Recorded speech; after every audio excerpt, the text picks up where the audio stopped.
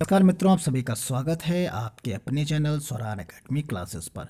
आप सभी लोगों ने काफ़ी ज़्यादा मेरे पिछले वीडियो पर कमेंट किया है, तो उसमें सवाल पूछा है।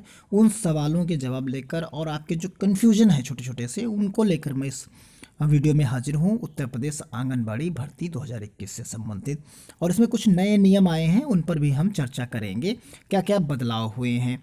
सबसे पहले आपका सबसे पहला सवाल और सबसे ज़्यादा सवाल पूछा गया कि मैरिड और अनमैरिड में कन्फ्यूज़न काफ़ी ज़्यादा रहा कि दोनों लोग शामिल होंगे कि नहीं होंगे। तो ये दोनों लोग शामिल होंगे, जो अनमैरिड और मैरिड हैं। यहाँ पर आपको विशेष रूप से ध्यान ये रखना है, जो कैटेगरी के लोग हैं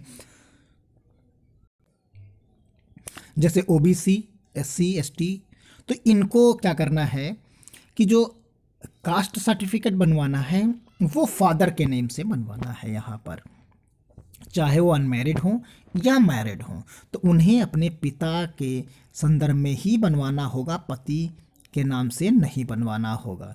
ये चीज़ आपको साइन में रखना। जैसे एक एग्जाम्पल के तौर पर हम दे सकते हैं, आपको बता सकते हैं कि जैसे कैंडिडेट का नाम लिखें और उसी कैंडिडेट के नाम में ही ये लिख दें कि पुत्री जिसकी हो उसका नाम लिख दें। यहाँ उस कैंडिडेट का नाम और फिर पुत्री उसके पिता का नाम, और नीचे जो पति ऑब्लिक पिता का कॉलम होता है कास्ट सर्टिफिकेट में, उसमें पति का नाम लिख सकते हैं। ये एक कन्फ्यूजन काफ़ी लोगों को था, तो वो मैंने यहाँ पर क्लियर किया। मेरिट के बारे में बता देते हैं। मेरिट हाई स्कूल, इंटरमीडिएट और स्नातक के तीनों के अंक जोड़कर बनाई जाएगी। उसका फार्मूला भी हम डिस्कस करेंगे। आयु के बारे में है, आगे डिस्कस करेंगे। आय के बारे में भी डिस्कस करेंगे। तो ये सारी चीज़ों को एक एक करके समझते हैं हम।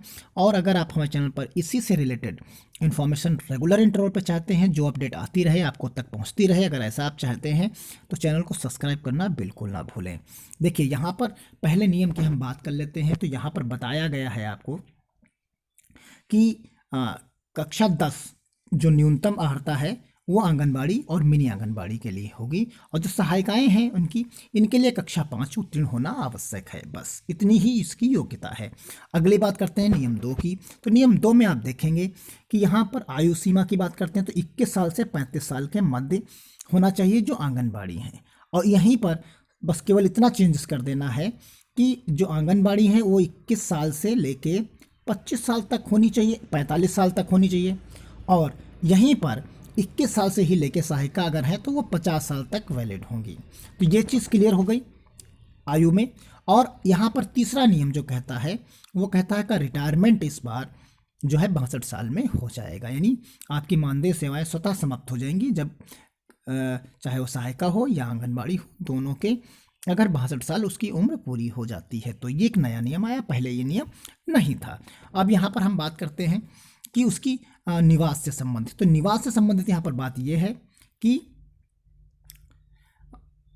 यहाँ उसी वार्ड के या उसी ग्राम सभा की जो है वो निवासी उनको होना पड़ेगा, और जब भी निवासी होंगे वो तभी जाके वो अप्लाई कर सकते। देखिए, यहाँ पर आपको समझना है कि जो उसी वार्ड में, शहरी क्षेत्र में या उसी ग्राम सभा में हैं।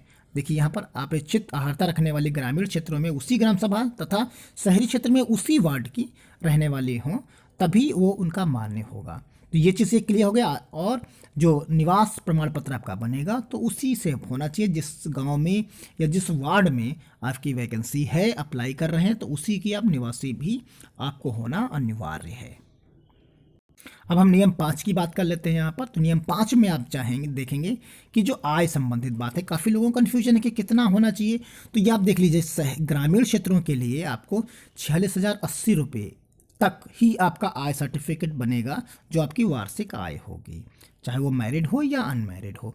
तो यहाँ 46,080 रुपये की आय जो इनकम सर्टिफिकेट है वो बनेगा, या इससे कम का, इससे ज़्यादा का 1 रुपये भी नहीं।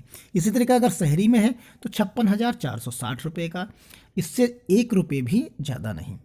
तो ये नियम 5 हो गई। अब बात करते हैं वही नियम 6 की, जो आपको हमने बताया पहले ही कि उसी वार्ड और शहरी की निवासी गरीब रेखा के नीचे जीवन यापन करने वाली विधवा महिला, ये कंडीशंस हैं। अगर वो पहले मिल जाएंगे तो उसके पहले उसको प्रायोरिटी दी जाएगी। ये मिनिमम एलिजिबिलिटी है और प्रायोरिटी के लिए अलग एलिजिबिलिटी है। तो यहाँ पर अगर विधवा है, तलाकशुदा है, तो ये उनको हम यहाँ पर पहले प्रायोरिटी दी जाएगी। तो ये चीज़ क्लियर हो गई। अब हम बात करते हैं मेरिट लिस्ट की। तो यहाँ पर मेरिट लिस्ट में आप समझिए कि हमने जैसे आपको बताया कि तीनों के जुड़े जाएंगे, यानी हाई स्कूल में मान लीजिए आपके 60 नंबर हैं, यानी 60% हैं। इसी तरीके से आपके हाई इंटर में भी आपके मान लीजिए 60 हैं, और स्नातक में भी आपके 60 हैं, यानी तीनों में आपके 60% हैं। तो ये कितना हो गया, आप सभी को ऐड कर लीजिए, 180 हो गया। ये 180% आपका टोटल 180 बनता है। अब देखिए इसी 180 को आपको क्या करना है, 180 को आपको 10 से भाग दे देना है। तो यानी जो नंबर आपको मिलेगा वो कितना मिलेगा, 18 मिलेगा। यानी आपका जो मेरिट बनी वो 18 बनी। ऐसे में ही जैसे किसी का 61 होगा तो 5.9 बनेगा। आप इसको अलग अलग भी निकालेंगे तब भी उतना ही आएगा। जैसे 60 है, आप 10th हाई स्कूल का निकालिए तो यह कितना मिलेगा, आपको 6 मिलेगा। ऐसे ही आप इंटर का 60 निकाल लीजिए, मैंने उदाहरण लिया है, तो भी आपको 6 मिलेगा। और उसके बाद अगर स्नातक का निकालेंगे तब भी 6 मिलेगा।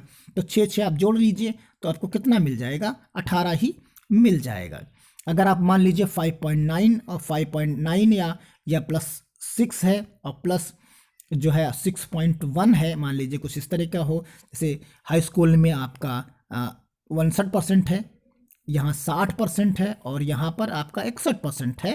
तो ये जब आप जोड़ेंगे तब भी 18 हो जाएगा। तो इस तरीके से मेरिट आपको बनानी है, और इसी मेरिट के आधार पर आप देख सकते हैं यहाँ पर बताया गया है कि इसमें हाई स्कूल, इंटरमीडिएट और स्नातक के अंकों पर विचार किया जाएगा, जिसके अंतर्गत अभ्यर्थी द्वारा प्राप्त अंक के प्रतिशत को 10 से विभाजित करने पर जो उत्तर प्राप्त होगा वही उसका अंक माना जाएगा, जो मैंने प्रक्रिया करके आपको दिखाई है। इसी के आधार पर चीज़ें यहाँ पर बताया जाएगा। बाकी ग्रेडिंग और सीजीपीए होता है सीबीएसई बोर्ड में, वो लोग अप्लाई करते हैं तो उसका ग्रेडिंग और उसके तहत भी बनाया जा सकता है। तो अगर और भी कोई क्वेश्चंस आपके हैं, क्वेरी है, तो आप कमेंट बॉक्स में लिखिए। इसी तरीके से मैं आपके डाउट्स को क्लियर करता रहूँगा, और जैसे ही वैकेंसी आएगी, जैसे ही फॉर्म आएगा, अलग अलग डिस्ट्रिक्ट के थ्रू आएगा, तो आपको मेरे चैनल के माध्यम से आपको सूचना मिलती रहेगी। तो मिलते हैं अगली अपडेट में, तब तक के लिए धन्यवाद। जय हिंद, जय भारत।